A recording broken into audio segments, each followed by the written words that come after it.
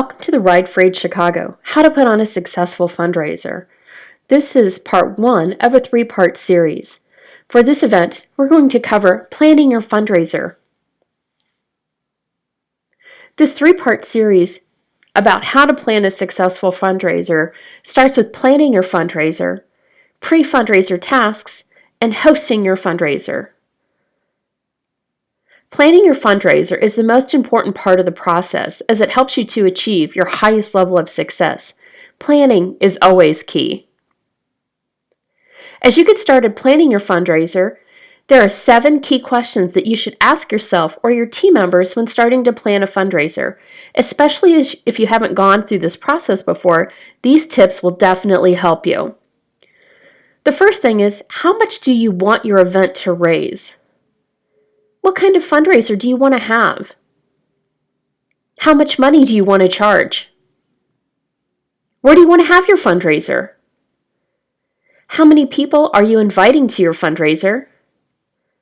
How much will your fundraiser cost you?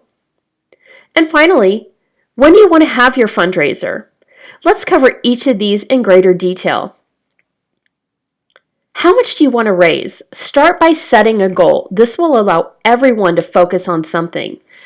Then set a plan to reach the goal. For instance, are you having raffle items, a silent auction, a 50-50 raffle, maybe a percentage of the bar or restaurant? For this exercise, our goal is to raise $1,000 for our fundraiser. So now that we have a goal, what kind of fundraiser do we want to have? Remember, if our goal is to raise $1,000, some items may not make as much money, but you can have more of these events, like more than one bake sale. Consider having a theme party, like an 80s party, a bar event, a car wash, a sports party, like March Madness, a shave your head event, and again, that awesome bake sale. Now that we know what kind of event we want, how much money do we want to charge? This is the part that tends to make people scratch their heads. And while Barbie says math is hard, I'm confident you can come up with the right amount to charge for your event. For our example, we're going to use a bar event. I like to use a gauge on how much my friends would spend on a normal Friday night. Since these are the people I'm inviting, I want to make sure the event is price-friendly for them, but also completes my fundraising goal. Remember, we set a goal of $1,000, and I'm going to say it's comfortable for my friends to spend around $30 between the raffle and maybe bar tickets. And finally, I'll show you more details in part 3, hosting your fundraiser, regarding how to spread out your transactions. So I've decided I'm charging $30 per person and I want to raise $1,000. That means I have to guarantee 34 people are coming to my event and spending $30 each.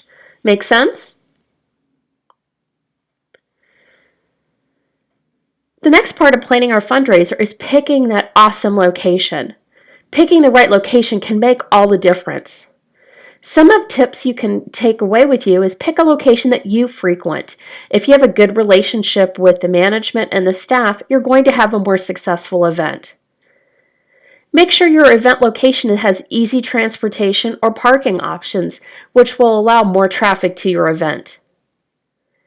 Find out whether your event has a fundraising space, like a private room, or is this completely open to the public?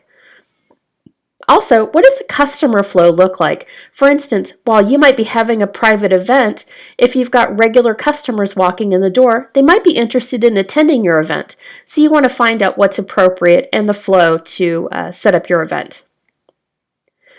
A big question people forget to ask are what kind of amenities are available for a fundraiser. While a location might be fun, is it conducive for a fundraiser? For instance, do you have a microphone available for raffles? Are there TV screens to display information about the charity?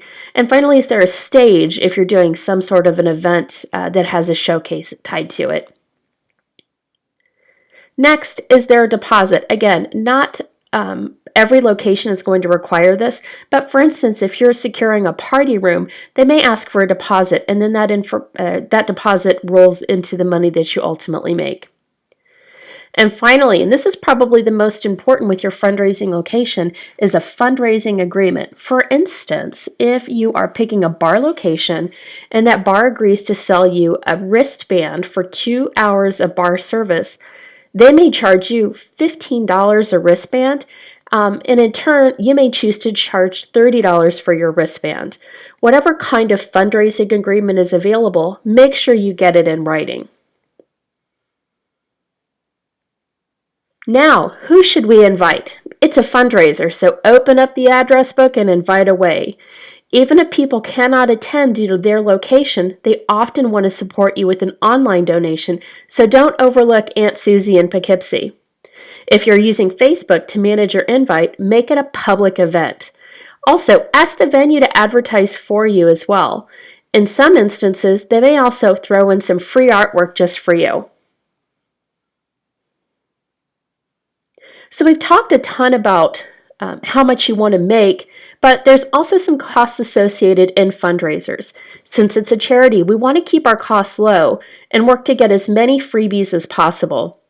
Some of the items, however, that you may want to plan for cost would include an event deposit, any paybacks from the door, for instance, that wristband we just talked about, so you have to pay the bar back for the amount that you actually sold, any event materials like raffle tickets and pens, but whenever possible, ask for donations, and most businesses you will find will contribute provided you have the right documentation.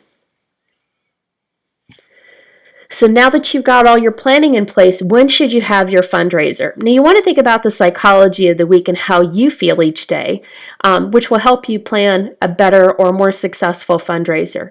Here are some suggested days of the week and events for you to host fundraisers. Now, Fridays are great because it's fun, it's a payday for most people, and it's a great casual event. However, Saturdays are typically the highest amount for fundraisers to be raised.